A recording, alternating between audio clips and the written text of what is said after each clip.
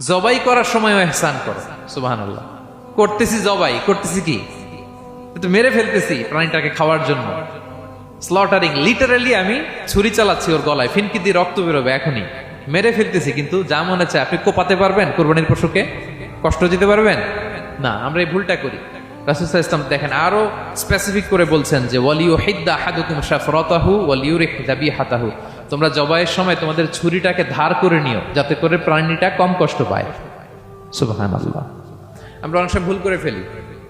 আমরা গরু শোয়ানোর পরে এই রশি কোথায়, এই ছুরি কোথায়, এই কষাই কোথায়, এই যে 7 জনের নামে জবাই হবে এদের নাম কোথায়?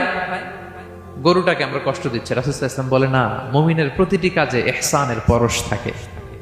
তারা প্রাণী জবাই করবে ঠিকই খাওয়ার জন্য, কিন্তু এখানেও ইহসান করতে হবে, ঠিক কিনা?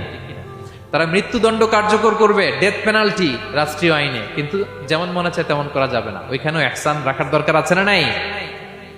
প্রিয় ভাইয়েরা, এই ইহসানকে যারা মেনটেন করে জীবনের সব কাজে, আল্লাহ তাদেরকে বড্ড ভালোবাসে, বড্ড পছন্দ করে।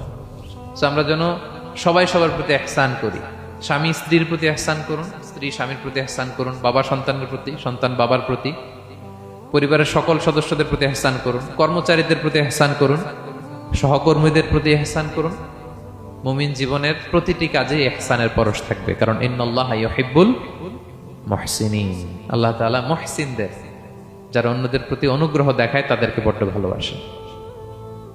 এই পয়েন্টটা কি বুঝতে পেরেছেন সবাই?